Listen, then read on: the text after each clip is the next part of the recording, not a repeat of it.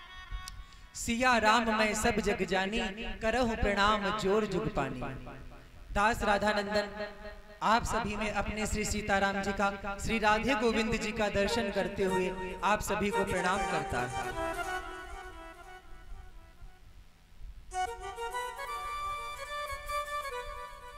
तो कल की कथा में हम लोगों ने श्रवण किया कि किस प्रकार संतों का अपमान करने से एक धर्म प्रेय जो धर्म में चलने वाले राजा थे उनको भी श्राप लग गया 7 दिन में मरने का। अच्छा देखिए, जब उन्होंने अनजाने में अपराध किया संतों का, तब उनको श्राप लगा। तो आजकल के जो लोग जानबूझकर अपमान करते हैं उनका क्या हाल होने वाला है वो तो वो स्वयं ही समझ में।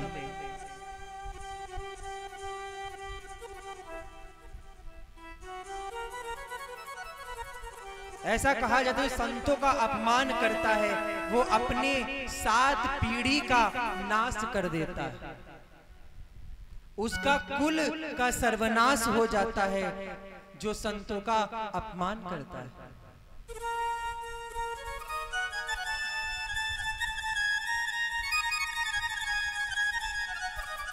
तो कहते हैं असमंजक जी आए हैं और परीक्षित जी ने कहा पुत्र अब तुम राज्य करो और मैं चलता हूं अपने मुक्ति का उपाय करने के लिए।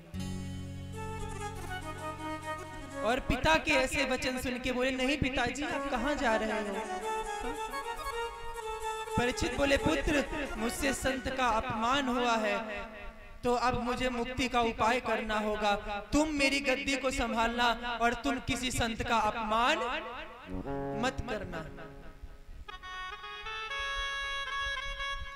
और परीक्षित जी बड़ा ही मन में दुखी मन से चलते जा रहे हैं और भगवान को मन ही मन में याद करते जा रहे हैं कि हाय आज मुझसे क्या अपराध हो गया, बताओ कैसा अपराध हो गया। इससे अच्छा तो मुझको अश्वत्थामा गर्भ में ही मार देता, लेकिन आज संतों का अपमान हुआ तो ये मेरा जीना भी व्यर्थ हो गया है।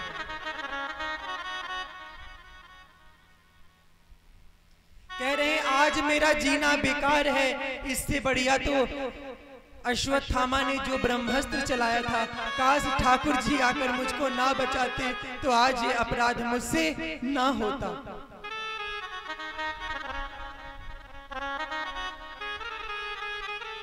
लेकिन रो यहाँ राजा परीक्षित रहे हैं, लेकिन अश्व वहां मेरे गोविंद के निकल रहे हैं कि परीक्षित ऐसा मत बोलो, ये तो कलयुग का दुष्ट प्रभाव था, तुम्हारे पुत्र इसमें कोई गलती नहीं है, कोई गलती नहीं है। अच्छा मेरे गोविंद की एक बात है, वो अपने भक्तों को कभी भी रोता हुआ नहीं देख सकता है।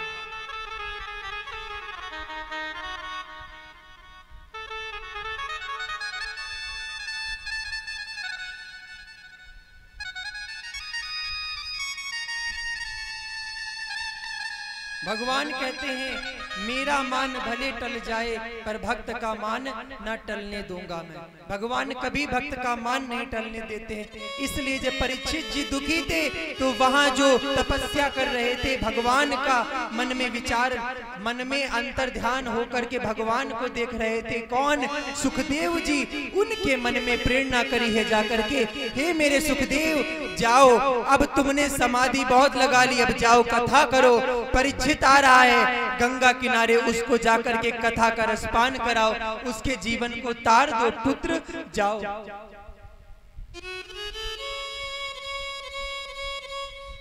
और मेरी जैसे ही मेरे चित्रकूट बिहारी जी ने आदेश दिया तो वहां से तुरंत जाकर के सुखदेव जी चल दिए और परीक्षित जी के पास आने लगे।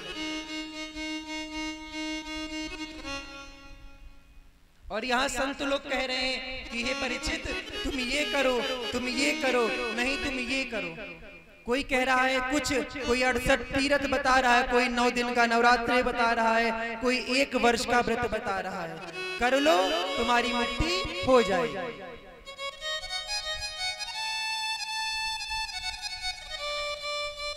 लेकिन परीक्षित जी कह रहे हैं कि मेरे पास तो 7 दिन है। बोले तो अब हम कुछ नहीं कर सकते। परीक्षित जी ने तुरंत राधा रानी को याद किया है, हे माँ राधे कृपा करो, अपने दास पर दया करो, और राधा रानी को पुकारने लगे।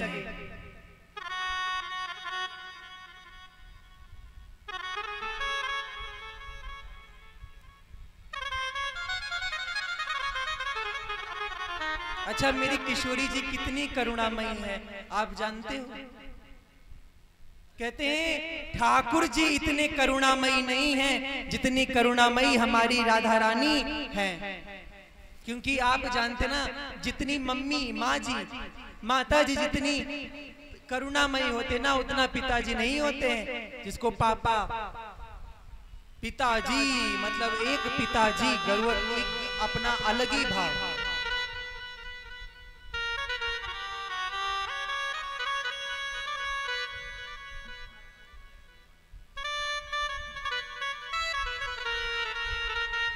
तो कहते हैं परीक्षित जी राधा रानी को कहते हैं, हे माँ मेरा अपराध मत देखो, मेरी मुक्ति के लिए कुछ तो उपाय करो ना, आप ही पुत्र को संभालोगी।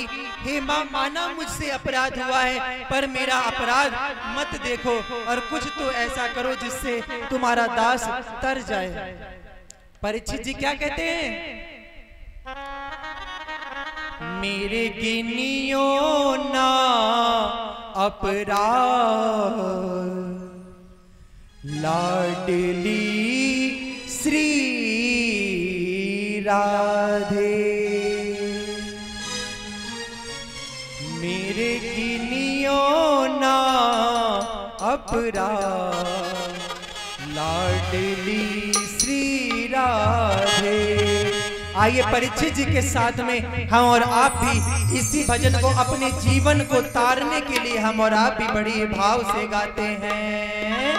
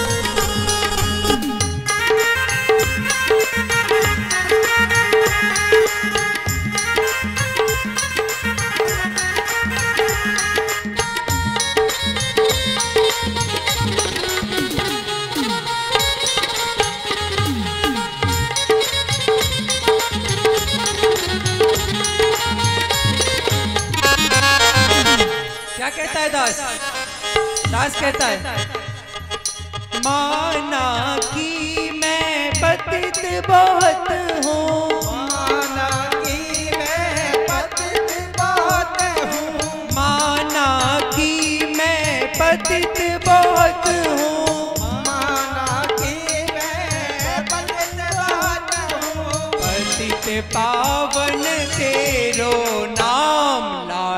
लाडली श्री राधे मेरे गिनियो ना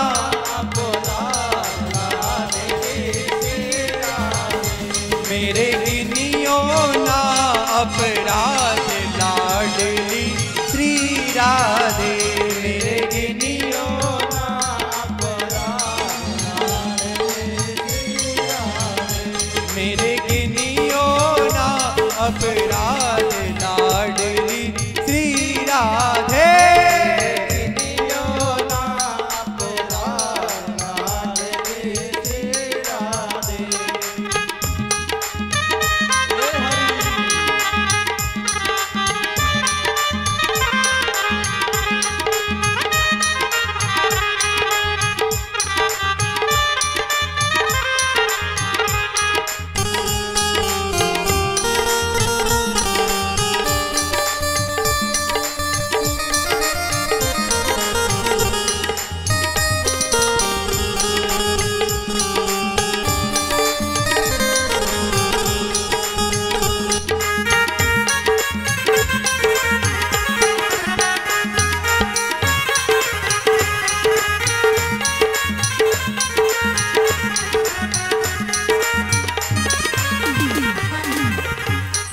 और क्या कहना है?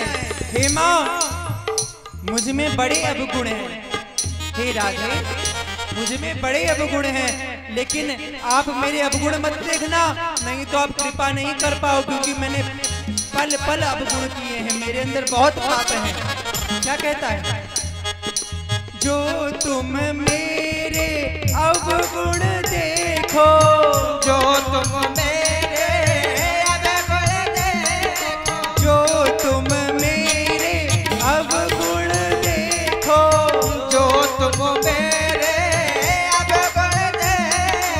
उनका नहीं है हिसाब लाडली श्री राधे मेरे गिनियो ना अपराध लाडली श्री राधे मेरे गिनियो ना अपराध लाडली श्री राधे।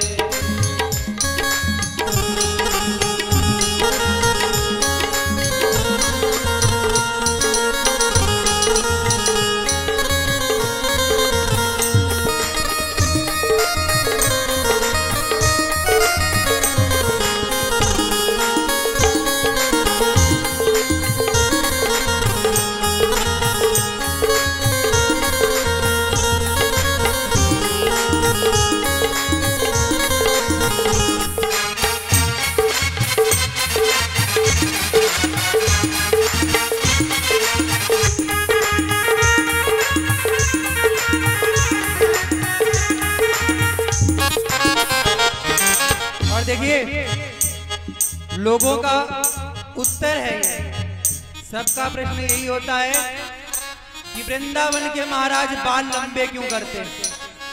आओ सबन को उत्तर हो जो बैठे हैं यहाँ और जो सुन रहे हैं, तो क्यों है सुनिए क्या कहते हैं। अष्ट सखिन में कोटि गोपिन में,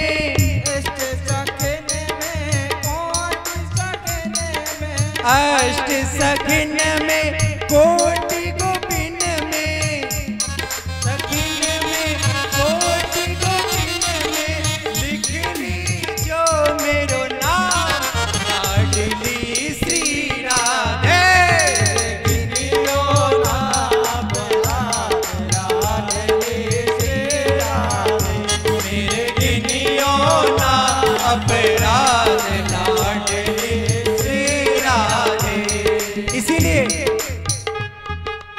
इसीलिए जो वृंदावन के व्यास होते हैं उनका रूप गोपी के समान होता है, क्योंकि उनकी इच्छा होती है मैं भी अपनी राधे रानी की पुत्री बन जाऊं, मैं भी अपने राधे रानी की गोपी बन जाऊं, सखी बन जाऊं, राधे रानी के चरणों की सेवा ही मिल जाए।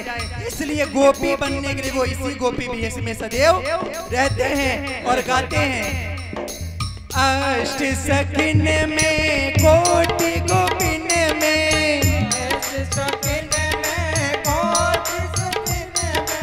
अष्ट सखिन में कोटि गोपिन में,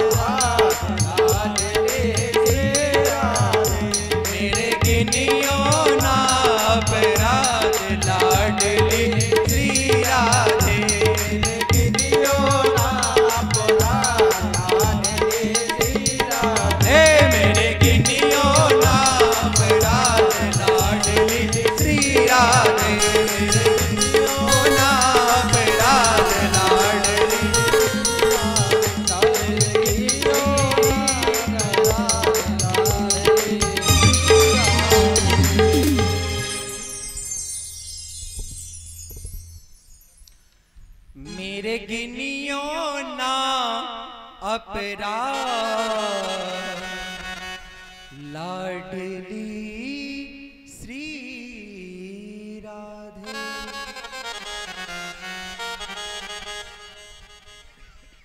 इस प्रकार परीक्षित जी मन में सोच रहे थे और माँ से कह रहे थे, हे माँ मेरे अपराध मत गिनो, मैं पापी हूँ, लेकिन कोई तो मेरी मुक्ति के लिए संत गुरु वैष्णव भक्त कोई तो भेज दो।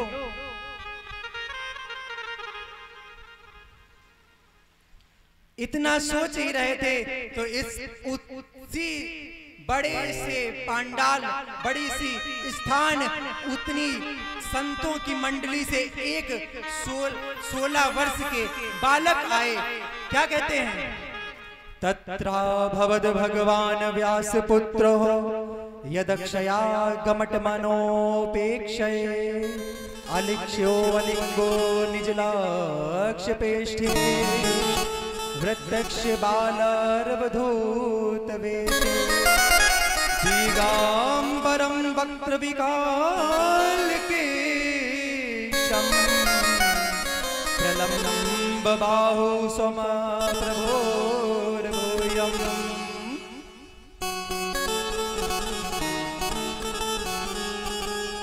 क्या हुआ? बोले उसी समय तत्रा भवद भगवान व्यास पुत्रो, जो व्यास जी के पुत्र हैं सुखदेव जी उस मंडली में पधार गए। सारे ऋषि मुनि संत सब अपने अपने स्थान पर खड़े हो गए और कहते हैं इनकी उम्र कितनी थी? 16 वर्ष की। बोले क्या पहन कर आए थे? बढ़िया कुर्ता धोती? नहीं। अच्छा साधारण कपड़े? नहीं। दिगंबर आए थे एकदम, एक भी वस्त्र नहीं, एकदम एक वस्त्र नहीं, बिल्कुल नंगा बाबा बन के हैं। बोले बाल? बोले लंबे लंबे कंधों तक आ रहे हैं, घुंघराले बाल हैं और बिल्कुल गाल भरे हुए हैं। जो उनकी छाती है वक्ष स्थल चौड़ा है और कंधे उनके भरे हुए हैं। जो वहां की गोप स्त्रियां हैं वो देखकर हर्षा रही हैं, वाह वाह क्या बहुत सुंदर से व्यास जी आए। छोटे छोटे बच्चे हैं, नंगा बाबा कह करके। बैकग्राउंड थोड़ा धीरे कर लेंगे थोड़ा सा। जो नन्हे नन्हे से बालक हैं वो नंगा बाबा कह करके उनके पत्थर मार रहे हैं, लेकिन ना तो वो दुखी हो रहे हैं और ना तो वो हर्ष कर रहे हैं। दुखी क्योंकि बच्चे पत्थर मार रहे हैं और हर्ष इसलिए नहीं कर रहे हैं क्योंकि जो इस समय चक्रवर्ती सम्राट है परीक्षित, वो उनका शिष्य बनकर कथा सुनने के लिए बैठा है, तो उनको ना तो दुख है ना सुख है। आए और बैठ गए। परीक्षित जी कहने लगे, एशां संस्मरणात् पुंसां सद्यो सुध्यांति विग्रहे किं पुनर्दर्शनम स्पर्शनम सोचम सानधीभि अपि मे भगवान प्रीता कृष्णा पुण्ड सुत्प्रीता पेतस्वासयापीतर्थं तद्गोत्रस्मा बान्धनम्।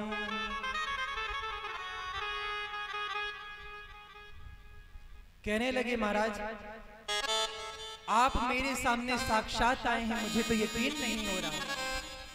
बोले आपका नाम अगर कोई ग्रस्त जीवन में प्रातः काल उठकर ले ले सुखदेव भगवान की जय, तो इतने में ही उसका पूरा दिन, उसका जीवन धन्य हो जाया करता है। फिर कहीं आप जैसों की तस्वीर देख ले, फोटो देख ले तो पूछो ही नहीं, और कहीं आपके साक्षात्कार दर्शन हो जाए तो स्वयं साक्षात नारायण के दर्शन हो गए। तो हे प्रभु, मुझे तो लगता है जो संत जी ने, ब्राह्मण के पुत्र ने मुझे जो श्राप दिया था ना, वो श्राप नहीं, वो तो वरदान है। कह रहे हैं वो श्राप नहीं, वो तो वरदान है।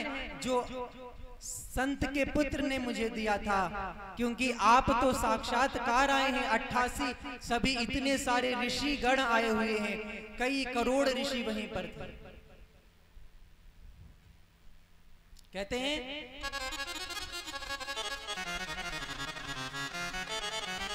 इतने में कुछ संत बोले, अरे परीक्षित, ओ परीक्षित, ज्यादा इनकी ज्यादा अच्छी बातें मत करना, नहीं तो फिर चले जाएंगे उठकर, ये अधिक प्रशंसा नहीं सुनते, अधिक प्रशंसा ये नहीं सुनते, इनसे तो अपने मतलब की बात पूछो तभी ये बताएंगे। बोले हाँ हाँ हाँ हाँ बिल्कुल। और परीक्षित जी प्रश्न करने लगे। क्या प्रश्न करते हैं कि हे सुखदेव जी, कृपा करिए और मुझे बताइए कि मेरी मुक्ति कैसी होगी। मुझे 7 दिन में मरने का श्राप लगा है। मैंने ब्राह्मण का अपमान किया था संत का, तो मुझे श्राप लगा है 7 दिन में तक्षक नाग डस लेगा। तो मेरी मुक्ति कैसी होगी मुझे बताओ।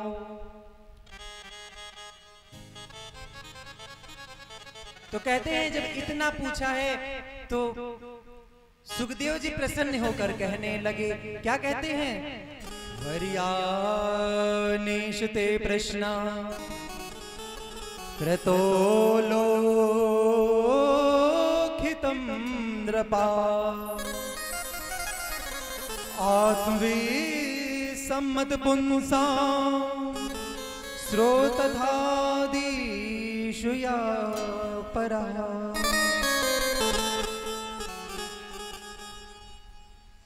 बोले परीक्षित, तुम्हारा लोकहित के लिए किया हुआ यह प्रश्न बड़ा ही उत्तम है। अच्छा देखिए, संत महात्मा प्रसन्न कैसे होते हैं। बोले जब उनके पास जाओ ना, कभी भी ऐसी बातें मत करना, संसारिक बात करनी तो पूछना भगवान कैसे मिलेंगे, हमारा कल्याण कैसे होगा। जब आप ऐसे प्रश्न पूछोगे ना, तब संत जन प्रसन्न होकर के तुम्हें प्रश्नों के उत्तर देंगे।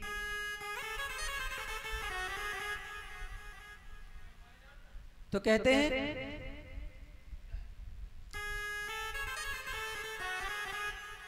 बोले बड़ी ही आसान है।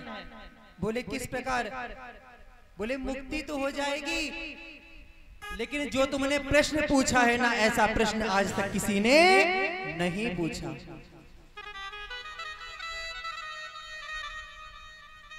बोले पता सबको है कि हमें आज नहीं कल मरना है।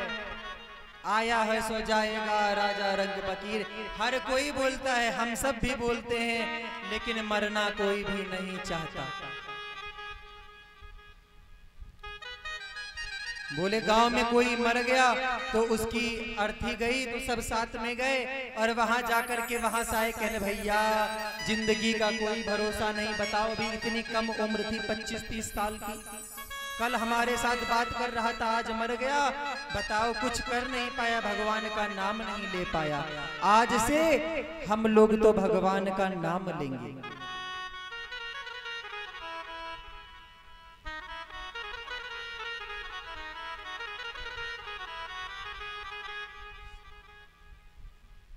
कहते हैं मनुष्य तो कहता है कि आज नहीं कल भगवान का नाम आज ही से लेना चाहिए, लेकिन जहां आया अपने घर में तो फिर से लोन तेल लकड़ी में पड़ गया और अपनी मुक्ति का उपाय भूल गया।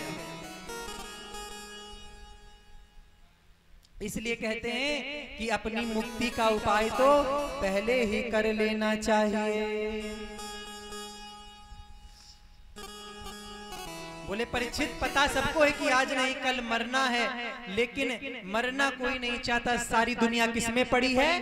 कहते हैं सारी दुनिया अपने कुटुंब परिवार में ही लगी हुई है।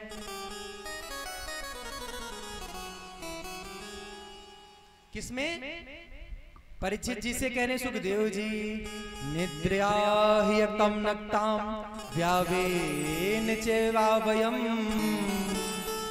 दिवाचार हया राजन कुटुंबी भरणेन वा। बोले निद्रा ह्यक्ता नक्तम, बोले सब नींद में लगे हैं, बस सोओ खाओ बस पड़े रहो। बोले जो मनुष्य पूरा दिन उसका धन कमाने की हाय हाय में जाता है और रात्रि में या तो स्त्री के संग में लगा रहता है या तो फिर सोया करता है, लेकिन मुक्ति का उपाय कोई भी नहीं ढूंढता। बोले महाराज तुम मुक्ति किस प्रकार होगी मेरी बताइए। तो कहते हैं तस्माद भारत सर्वात्मा भगवान ईश्वरो हरि। ये परिचित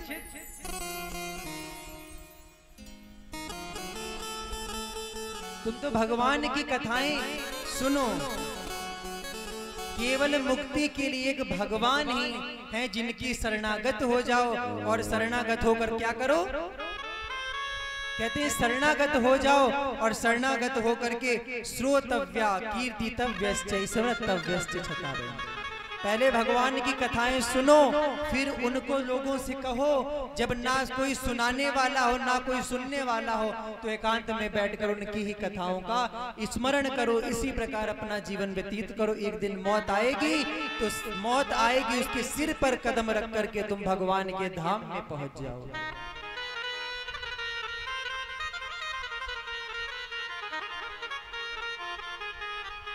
परीक्षित जी कहने लगे महाराज कहना तो आसान होता है कि भजन करो, लेकिन मन नहीं लगता है भजन में।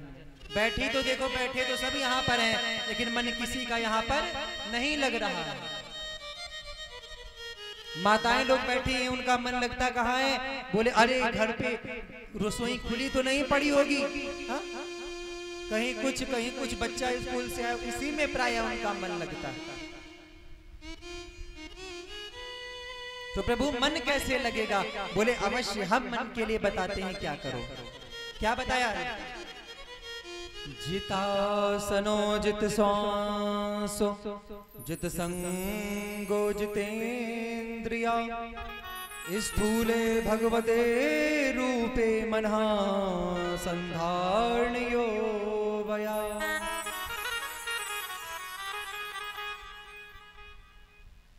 बोले भगवान की कथाएं सुनने के लिए, मन लगाने के लिए जितासनो।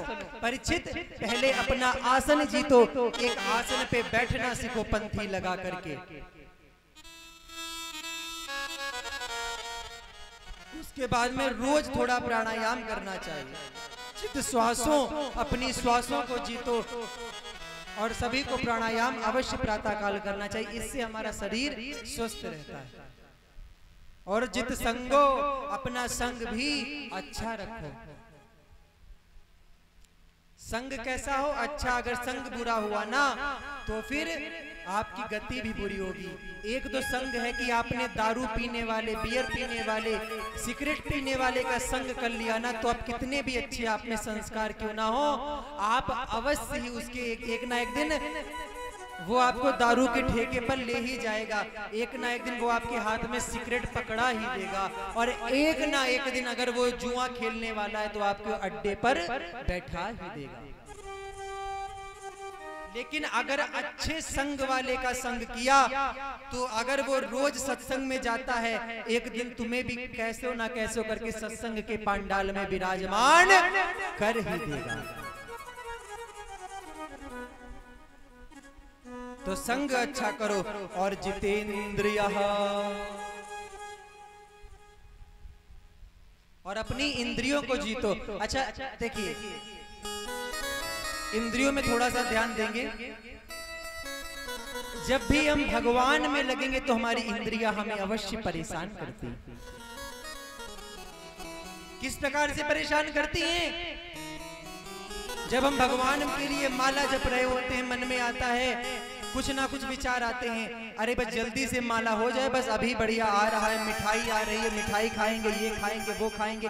माला जप ली, फिर भूख नहीं रह जाती है। माला जप रहे हैं, हमने सोचा 20 माला जपेंगे, 2 माला जपी, 3 माला जपी, 4 माला जपी, 5 माला, बस 5 बहुत हो गई। भगवान तो 1 माला से खुश हो जाते हैं, 5 तो बहुत जप ली। ये कौन है? ये हमारी इंद्रियां भड़काती हैं। लोगों का उत्तर रहता है सवाल, महाराज जी हमारा जब हम पूजा में बैठते हैं तो हमारे अंदर गलत गलत ख्याल आते हैं, कहीं कुछ गलत विचार आते हैं कुछ। तो देखिए इससे आप डरिए मत, जब भी आपके गलत ख्याल आएंगे तो वो आपका पाप नहीं लगेगा। जिस प्रकार से इस पंडाल के अंदर गंदगी भरी हो पड़ी रहे तो कोई गर्दा उर्दा किसी की नाक में नहीं जाएगी, पता नहीं चलेगा। लेकिन सफाई की जाएगी, जब यहाँ झाड़ू लगेगी तब गर्दा उड़ेगी, लगेगा कि अरे ये तो पाप से जो सब गंदे हो रहे हैं, गंदे नहीं हो रहे हो साहब, वो तो तुम्हारा ये जगह साफ हो रही इसलिए गंदगी उड़ रही है। उसी प्रकार जब मन मंदिर साफ होगा ना तो जो गंदे विचार वो आते रहेंगे और वो आपके ऊपर से गुजर कर चले जाएंगे। इसीलिए हमारे संत जन कहते हैं, देखना इंद्रियों के न घोड़े भगे, इनमें दिन रात संयम के कोढ़े पड़े, अपने रथ को सुमार्ग लगाते चलो, और श्री कृष्ण गोविंद गोपाल गाते चलो। याद आएगी इनको कभी ना कभी, कृष्ण दर्शन तो देंगे कभी ना कभी, ऐसा विश्वास मन में जगाते चलो, और कृष्ण गोविंद गोपाल गाते चलो।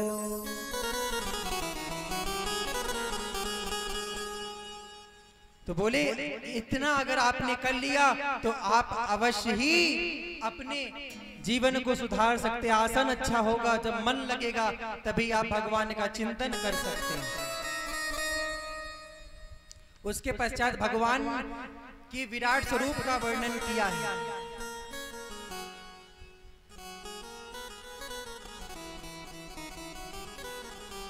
कहते हैं विराट स्वरूप का वर्णन किया है। क्या बताया है? बोले जो ये आसमान है ये भगवान की नाभि है, जो पहाड़ है भगवान की हड्डियां हैं, जो नदियां हैं यही नारियां हैं अर्थात नसें। और बोले जो जो हमारे मन को खुश कर देती हैं, प्रसन्न कर देती हैं, ये कुछ और नहीं, यही क्या है? यही माधव की मुस्कान है।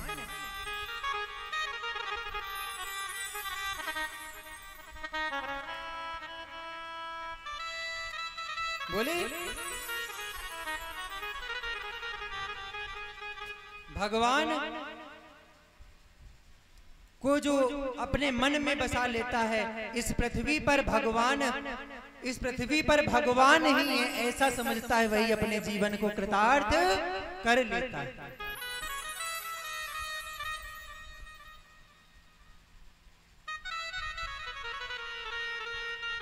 और कहते हैं भगवान ही सभी के अंदर समाये हैं। देखिए किस प्रकार समाये हैं, आइए जानते हैं।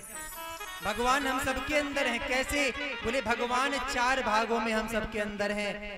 जो ये मुख है भगवान का वही ब्राह्मण है, जो भुजाएं हैं वही भगवान के छत्री बनकर आए हैं, और जो भगवान का पेट है वही भगवान के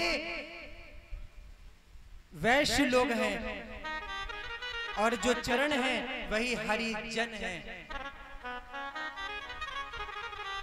लोग कहें तुम नीचे हो हम ऊंचे हैं, नहीं भाई साहब, भगवान का जितने भगवान के हाथ पवित्र हैं उतना ही भगवान के चरण भी पवित्र हैं। जो भेदभाव करते हैं वो बिल्कुल गलत करते हैं। चारों वर्ण एक समान है, कोई नीचा नहीं कोई ऊंचा नहीं। क्यों? जैसे हमारा मुख है वैसे हमारे चरण हैं। भगवान का मुख भी पूजनीय है और चरण भी पूजनीय है, हाथ भी पूजनीय और पेट भी पूजनीय है। और भगवान ने सबके कार्य दिए हैं। अब कहो भगवान ने क्यों दिए, तो भगवान ने नहीं दिए, ये तो कर्म है ही हमारा। अब छत्री कहे कि हमें क्यों युद्ध में लड़ने के लिए तय किया भगवान ने, तो क्योंकि तुम्हारा काम है, ये भगवान ने नहीं तय किया। अच्छा आप बताइए, अभी लॉकडाउन लगा हुआ था, तो आप रास्ते में जाते हो तो कोई पुलिस ने पकड़ लिया और डंडा चलाना शुरू किया, तो सच बताना आप खुद तो बचाव करते नहीं हो, जो छत्री का काम है वही अपना आपका बचाव करता है, नहीं करता है? कहीं भी डंडा पड़ेगा तो हाथ रोकेगा, अरे अरे अरे, अरे। और कोई भी नीचे कुछ भी पड़ा होगा उसको चेक करना होगा, तो हम लोग हाथ से नहीं चेक करते हैं, चरणों पैरों से चेक करते हैं क्या ये नीचे पड़ा है। तो वो काम हरिजन का है, तो वो भगवान ने नियुक्त नहीं किया, ये तो कार्य ही है। और जो हम लोग कमाते हैं वो किस लिए, क्योंकि हमारा पेट पले, ये उसी प्रकार से जो वैश्य का कार्य है व्यापार करना, वो भगवान ने नहीं तय किया, वो तो कार्य है ही है। और मुख जो कि भगवान का अग्नि के समान है, वही ब्राह्मण है जो पवित्र सब। अच्छा देखिए, है सब एक समान, लेकिन सबसे अधिक पवित्र मुख माना जाता है। क्योंकि हम लोग कुछ खाते हैं ना, तो खाने से पहले एक बार उसकी सुगंध लेते हैं, बेकार तो नहीं हो गया, उसके बाद ही में उसको मुख में लगाते हैं।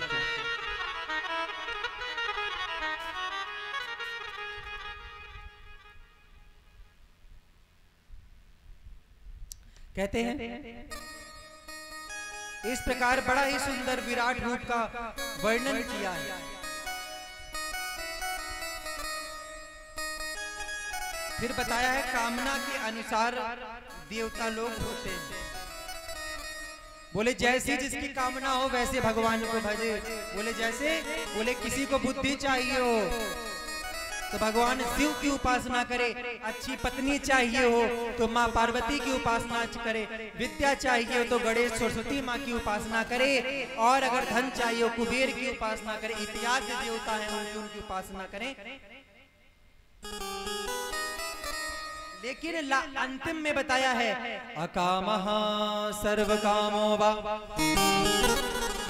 मोक्ष कामः उदारदिः तीव्रेण भक्ति योगेन यजेत पुरुषं परम।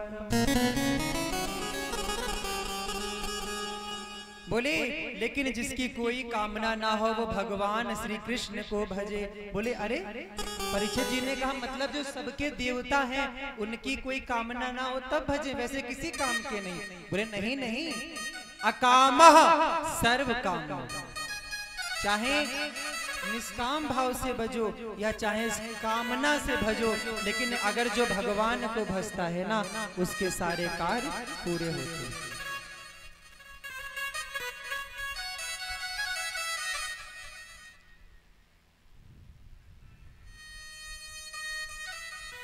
फिर कहते हैं इस प्रकार अधिक बताया है।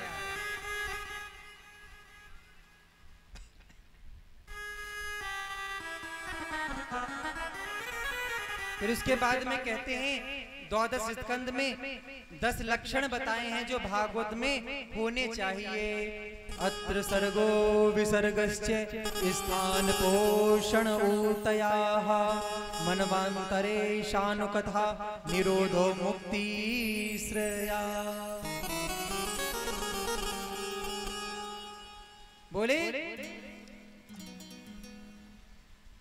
अत्र विसर्ग कितने 10 लक्षण बताए हैं भागवत पुराण में। सर्ग विसर्ग स्थान पूषण ऊतया मनवंतर ईशान कथा निरोध मुक्ति आश्रय, ऐसे 10 लक्षण भागवत जी में हैं।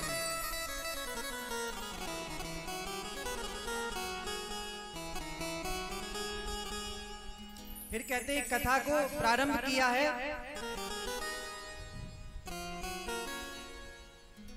क्योंकि परीक्षित जी ने प्रश्न पूछा है कि ये दुनिया किसने बनाई है। हाँ?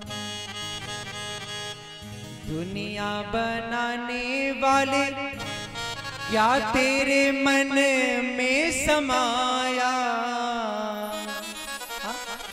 और काहे को तूने ये दुनिया बनाया।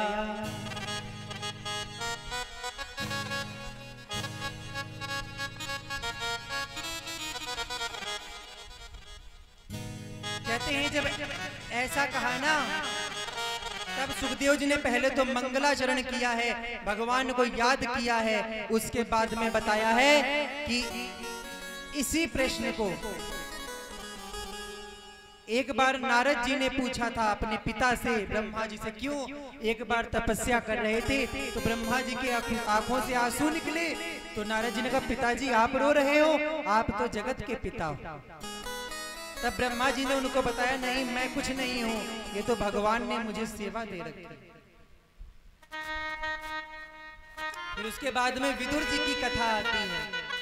ये महाभारत में उस समय की कथा है जब पुत्र के मोह में धृतराष्ट्र पड़ा हुआ था और अपने राज्य को क्या अपने सगे भाई को उसने नहीं देखा, विदुर जी को तक निकाल दिया। क्यों? क्योंकि वो पांडवों का पक्ष ले रहे थे, इसलिए उनको भी निकाल दिया।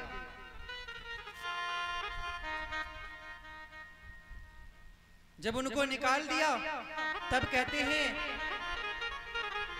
विदुर जी वहां से चले हैं और चल करके मित्र वो उद्धव जी के पास में पहुंचे हैं यमुना के किनारे, और उद्धव जी ने अपने पास में बैठाया है और उद्धव जी बड़े ही भाव से उनका स्वागत करते हैं। उसके पश्चात भगवान की वार्तालाप चलने लगती है। क्यों? भगवान सुधाम जा चुके थे। ये महाभारत के बाद की कथा है। जब युद्ध हो गया, भगवान सुधाम चले गए, उसके पश्चात विदुर जी तीर्थ यात्रा पर निकले थे।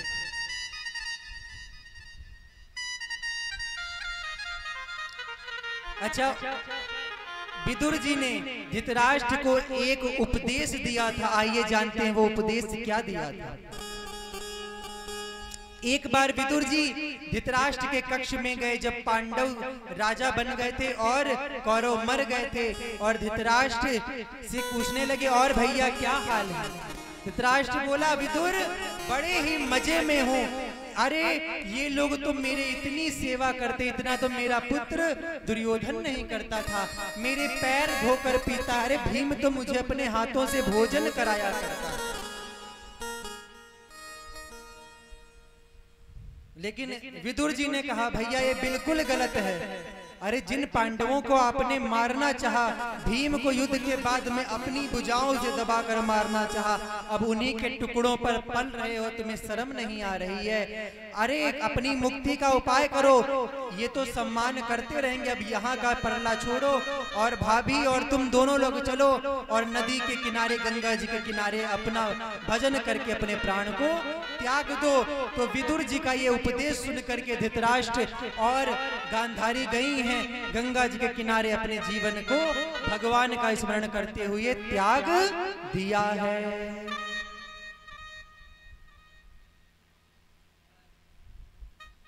कहते हैं तो इधर उद्धव जी की बातें चल रही कि भगवान जाने से पहले बोला था कि विदुर जी आएंगे, उनको मेरा उपदेश देना, फिर मैत्रेय जी के पास भेज देना। रात भर बातें चली हैं, फिर प्रातः हुआ तो मैत्रेय जी के पास में भेज दिया। अब मैत्रेय जी के पास में विदुर जी जा रहे हैं, और कैसे जा रहे हैं? क्योंकि उनको खुशी थी, भगवान ने कहा है मैत्रेय जी के पास में जाओ, भगवान ने मेरे लिए उपदेश किया है, और मैत्रेय जी से कहा है कि उद्धव को बताना, तो भगवान को मन में भजन करते हुए चल रहे हैं। और क्या गाते हुए चल रहे हैं? आइए उद्धव जी के साथ में हम और आप भी चलते हैं।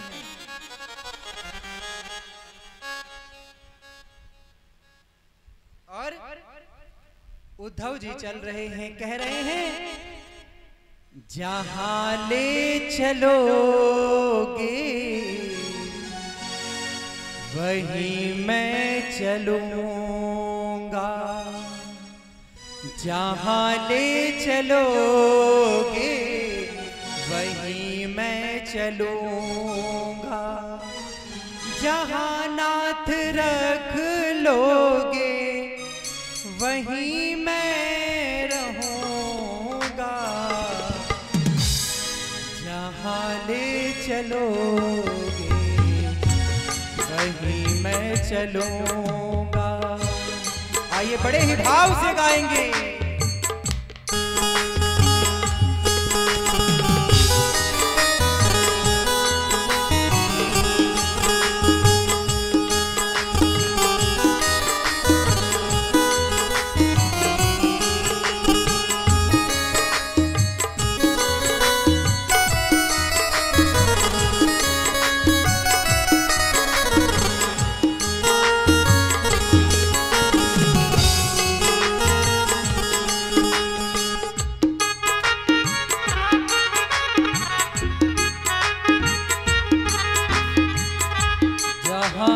चलोगे वहीं मैं चलूंगा, जहाँ ले चलोगे वहीं मैं चलूंगा, जहाँ ले चलोगे वहीं मैं चलूंगा,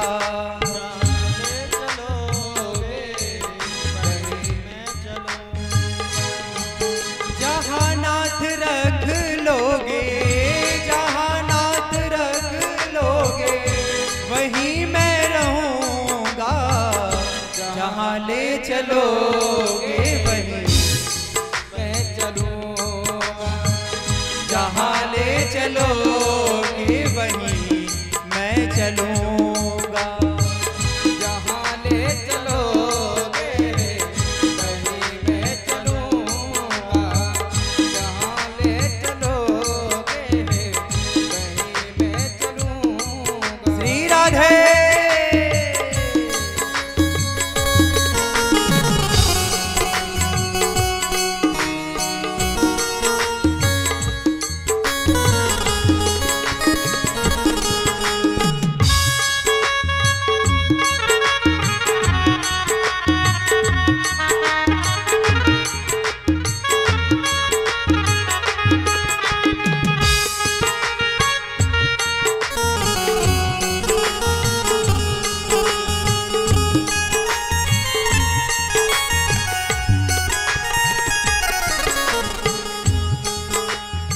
और कहते हैं क्या, ये जीवन समर्पित चरण में तुम्हारे, तुम ही मेरे सर्वस, तुम ही प्राण प्यारे।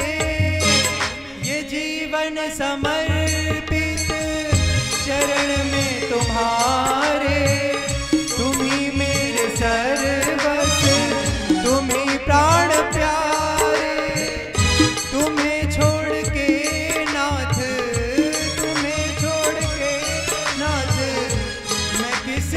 कहूँगा जहाँ ले चलोगे वहीं मैं चलूँगा, जहाँ ले चलोगे वहीं मैं चलूँगा।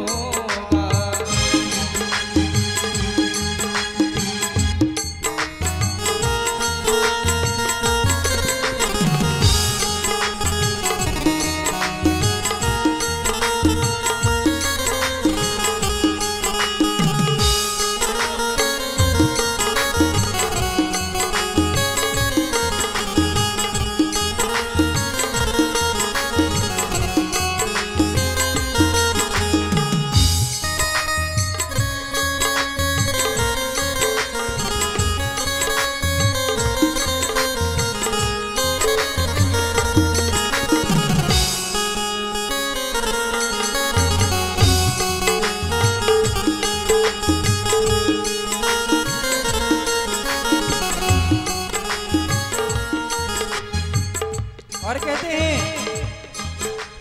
दयानाथ दयानिधि मेरी अवस्था तेरे ही हाथ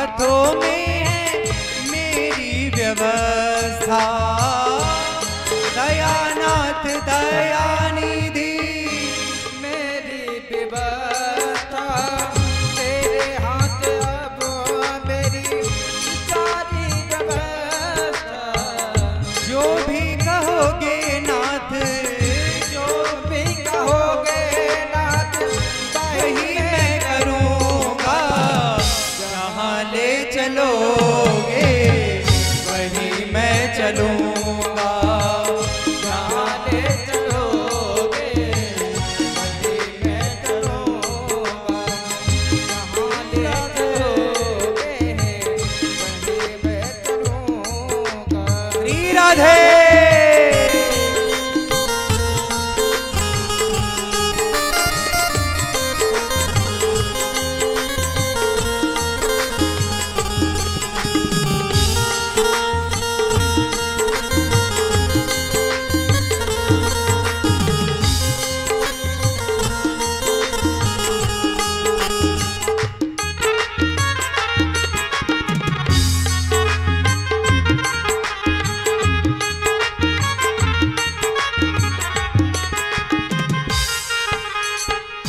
और भक्त कहता है,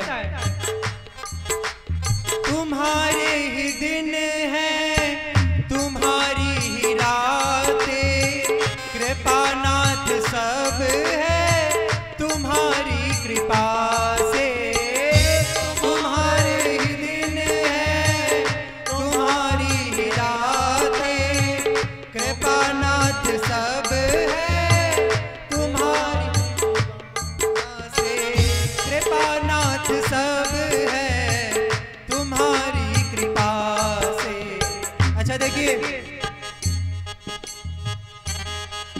लोग कहते हैं भक्ति में जाओगे बड़ा ही कष्ट होता है। अरे कोई बात नहीं, कष्ट होता है तो होने दो। ये दास तो हमेशा कहेगा क्या, राधे गोविंद प्रभु प्रेम पावन कहूँगा। जहाँ ले चलोगे वहीं मैं रहूँगा। जहाँ ले चलोगे वहीं मैं रहूँगा। जहाँ नाथ रख लोगे वहीं मैं रहूँगा। जहाँ ले चलोगे वहीं मैं चलूँगा। जहाँ ले चलोगे वहीं मैं चलूँगा। जहाँ ले चलोगे वहीं मैं चलूँगा। जहाँ ले चलोगे वहीं मैं चलूँगा। बोलो वृंदावन बिहारी लाल की जय हो।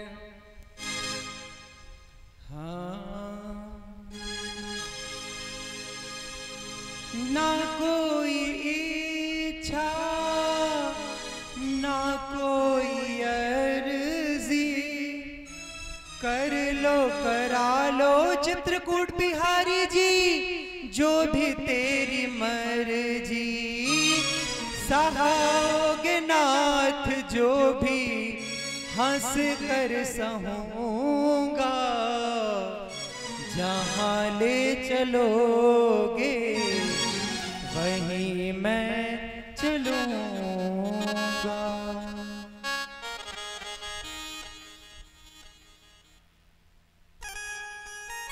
यहाँ पर अधिक गर्मी होने के कारण में थोड़ा इटावा में अधिक गर्मी पड़ रही है आपके, लेकिन कोई नहीं, जहां नाथ रख लोगे वहीं मैं रहूंगा। तो भगवान गर्मी अधिक गर्मी दे रहे हैं तो कोई बात नहीं, यहाँ बाकी हमारे यजमान भैया तो खूब सेवाएं कर रहे हैं कूलरों की। बोलो राधे राधे। धीरे राधे। तो कहते हैं अब मित्र जी के पास में पहुंचे हैं तो मित्र जी ने खूब सम्मान आदर किया है, खूब वाहवाही करी है। आइए आइए विदुर जी आइए, आपका सम्मान है।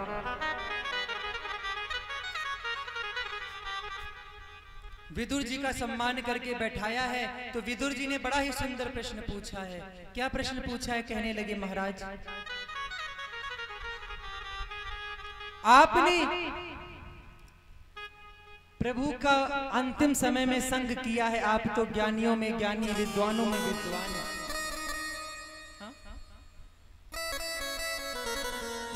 तो मेरा एक प्रश्न है कि मनुष्य कभी सुखी क्यों नहीं रहता?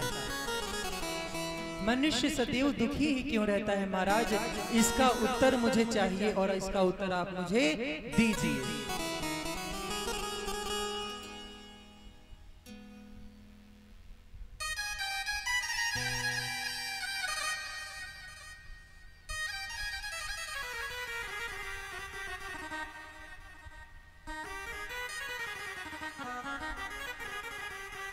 और कहते हैं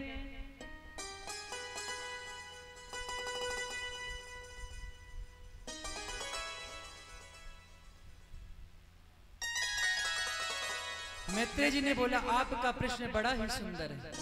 आपने जिस प्रकार से पूछा है कि लोग सुखी क्यों नहीं रहते हैं, तो इसका उत्तर है वो अपने में संतुष्ट नहीं है। क्यों?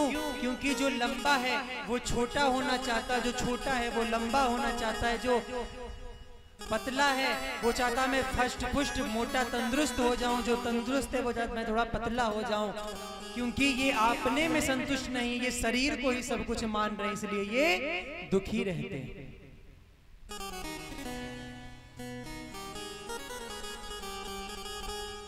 और जब ये भगवान और अपनी अंतरात्मा को मानने लगेंगे कि बस मैं और भगवान हूं, तब ये संतुष्ट हो जाएंगे।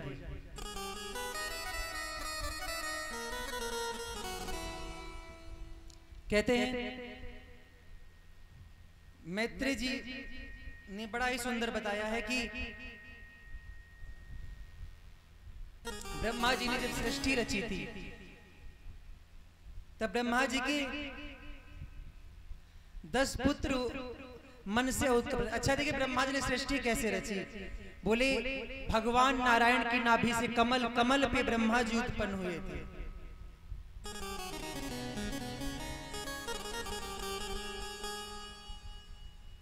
और जब नाभि कमल से ब्रह्मा जी उत्पन्न हुए, तो ब्रह्मा जी तपस्या करी है।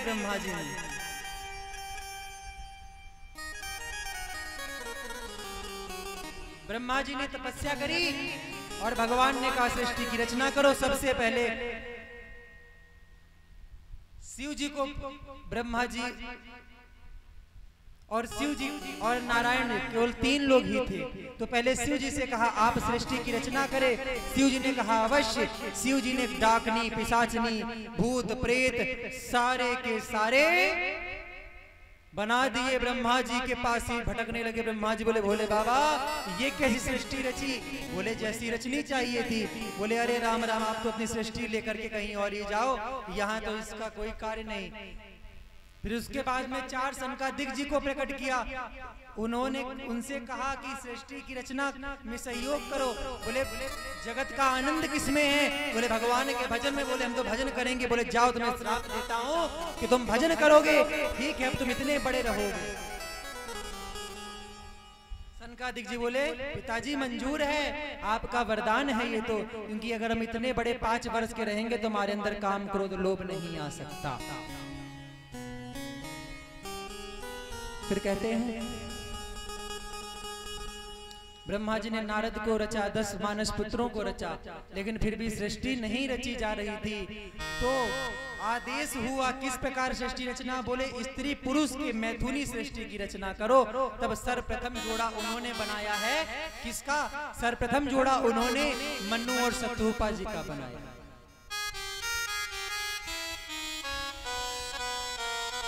लेकिन जब मनु शत्रुपा जी धरती पर आए तो पृथ्वी ही नीचे नहीं थी। पृथ्वी कहाँ चली गई? बोले 2 राक्षस थे, हिरण्याक्ष और हिरण्यकशिपु। ये कैसे राक्षस बने? तो कहते हैं भगवान के द्वारपाल हुआ करते थे, लेकिन सनकादिक जी के श्राप से ये राक्षस बने। एक बार सनकादिक जी भगवान से मिलने के लिए जा रहे थे, और जब भगवान से मिलने के लिए जा रहे थे तो जय और विजय नाम के दो पार्षद ने रोक दिया कि भगवान अभी शयन कर रहे हैं, तो श्राप दे दिया संकादिक जी ने।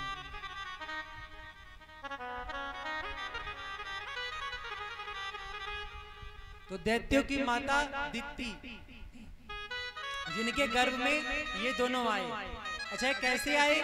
क्योंकि सूर्यास्त पर उन दोनों ने मैथुन किया, इसलिए आए। याद रखना, सूर्यास्त के समय 4 काम कभी भी नहीं करने चाहिए। सूर्यास्त के समय कौन 4 काम नहीं करने चाहिए? एक, आहार नहीं करना चाहिए।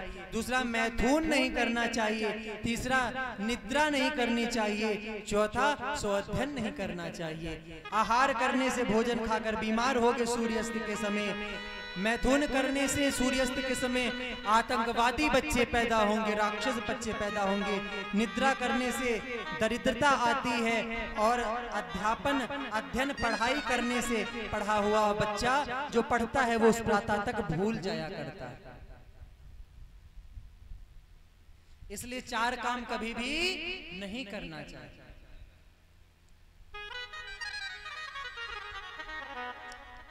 फिर कहते भगवान गए हैं 12 भगवान बन करके और हिरण्याक्ष का वध कर दिया।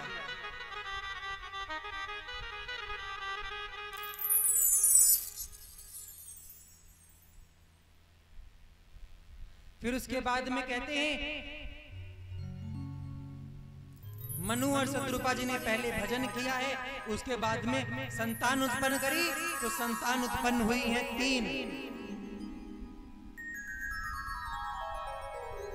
3 कन्याएं और 2 पुत्र, 5 संतानें हुई।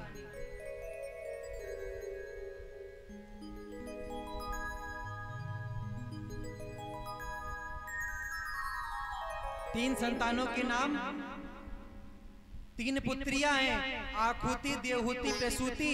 2 पुत्र हैं, प्रियव्रत और उत्तानपाद। आकुति का विवाह रुचि प्रजापति के साथ में किया, प्रसूति का विवाह दक्ष प्रजापति के साथ में, और देवहूति का विवाह कर्दम जी के साथ में किया। तो कर्दम जी के ही वहां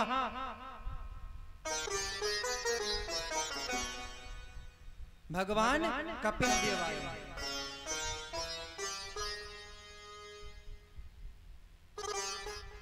कहते हैं जब विवाह हुआ था ना, तो कर्दम जी आते ही समाधि में बैठ गए और कई वर्ष तक बैठे रहे, लेकिन उन्होंने पातिव्रत धर्म नहीं छोड़ा, रोज पति की सेवा करती। कौन? जो महलों की रानी थी, बूढ़ी हो गई। जब उनकी आंख खुली तब उन्होंने फिर से जवान कर दिया, खुद भी जाकर के तीर्थ में नाकर जवान हो गए और 9 पुत्रियों को जन्म दिया। फिर जाने लगे तो बोले प्रभु कहाँ जा रहे हैं आप? अभी मुझे पुत्र तो दिया नहीं। यादव हो, भगवान ने कहा था विवाह करो, मैं पुत्र बन के आऊंगा। बोले देवी चलो फिर तपस्या करते हैं। तपस्या करी तो फिर जब मैथुन किया तो कर्दम जी प्रकट हो गए। बोले कर्दम भगवान की।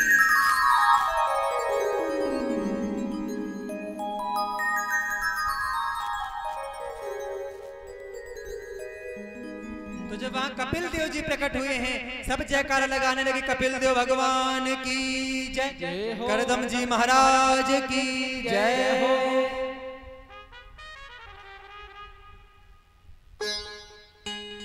फिर कहते हैं फिर कर्दम जी चले गए तपस्या के लिए, लेकिन उससे पहले ब्रह्मा जी आए हैं।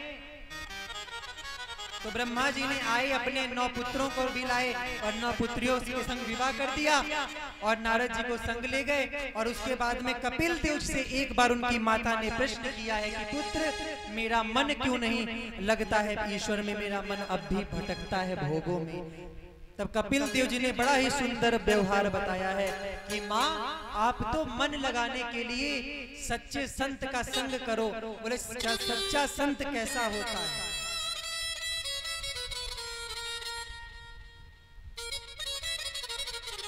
जब सच्चे संत के बारे में पूछा तो कपिल देव जी बताने लगे, हे माँ सच्चा संत वो होता है जो कभी अपनी चिंता ना करे, अपने दुख से ना दुखी हो, दूसरे के दुख से दुखी हो, वही सच्चा संत होता है।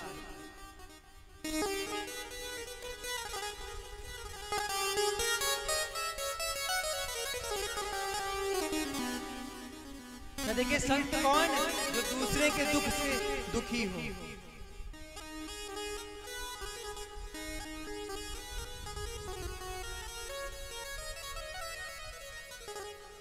बड़ा ही सुंदर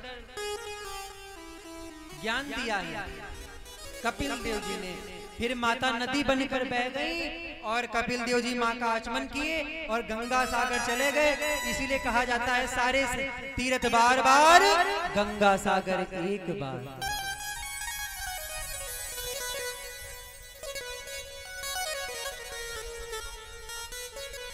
फिर कहते हैं इसके बाद में शिव और सती जी का विवाह का प्रसंग आता है। इसको हम लोग प्रायः सुनते ही कथाओं में कि सती जी दक्ष की पुत्री थी। पहले तो उन्होंने विवाह किया, लेकिन पिता के अपमानित करने पर आग में जल गई। दूसरे जन्म में पार्वती का रूप धारण किया और पार्वती के रूप में हिमालय के यहाँ आई और पुनः विवाह हुआ है। शिव जी और पार्वती जी का विवाह हुआ है। बोलिए उमापति महादेव की जय हो।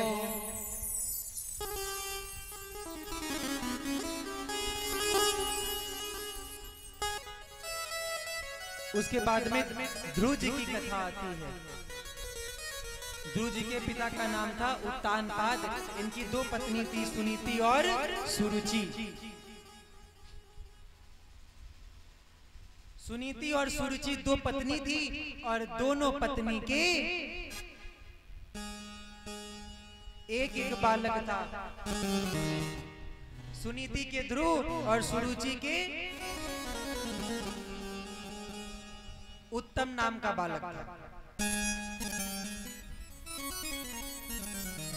एक बार ध्रुव जी ने सोचा मैं अपने पिता की गोद में बैठूंगा, लेकिन सौतेली माँ ने भगा दिया, पहले जा तपस्या कर, मेरी कोख से जन्म लेगा तभी बैठ सकता है। ध्रुव जी जिस प्रकार छोटा नाग फुनकार मारता उस प्रकार राज घराने का खून था। गुस्से में उबलते हुए माँ के पास आए, बोले माँ मुझे सौतेली माँ ने अब शब्द बोले कि जा भगवान की तपस्या कर, इस तेरी माँ के गर्भ से नहीं मेरे गर्भ से जन्म ले, तब तू मेरे को मैं अपने पिता की गोद में बैठ सकता है। तो ध्रुव जी तपस्या के लिए चले हैं।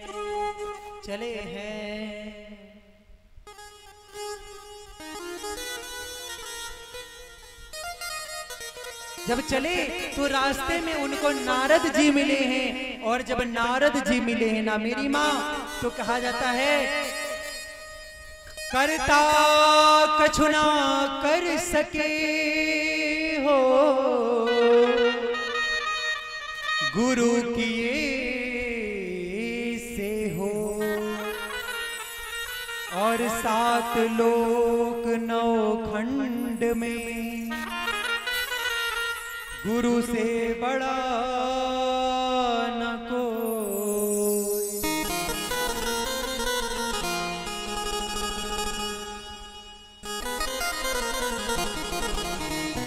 गुरु ने कहा जाओ मैं तुम्हें मंत्र देता हूं 12 अक्षर का, ओम नमो भगवते वासुदेवाय। बड़ा ही सुंदर मंत्र दिया है और ध्रुव जी जपने के लिए वन में गए हैं। इतने में एक भक्त कहने लगा कि अरे मूर्खों, एक बालक जा रहा है। कहाँ? बोले एक बालक जा रहा है भगवान की तपस्या के लिए वन में, अपना घर परिवार छोड़ करके, अपना घर परिवार छोड़ करके वन में जा रहा है मोह माया हटाकर। एक तुम बुढ़े बुढ़े हो रहे हो, लेकिन बहू मेरा बेटा छूटता ही नहीं है। जब छूटता ही नहीं है तो ऐसे ही अच्छा एक बार की बात बताऊं, एक दादाजी थे, वो उनके मरने का समय आ गया था, लेकिन डॉक्टर ने कहा था 2-3 दिन जी जाएंगे। इतने में रिश्तेदार मिलने आने लगे। पिताजी पिताजी, ससुराल से बेटी आई, पिताजी पैर फंसा, पिताजी के ऊपर गिरी, मोटी ताजी थी, पिताजी का तुरंत ही गोविंदाय नमो नमः। तो रिश्तेदार तुम्हारे मरने के ही जाल बनते हैं और किसी काम नहीं आते। बोलो राधे राधे राधे राधे। इसलिए भक्त लोग कह रहे हैं कि जब 5-6 वर्ष के ध्रुव जी तपस्या के लिए गए हैं, भगवान में मन लगा रहे हैं, तो तुम भी भगवान में मन लगा लो। हाँ, और क्या गा रहे हैं?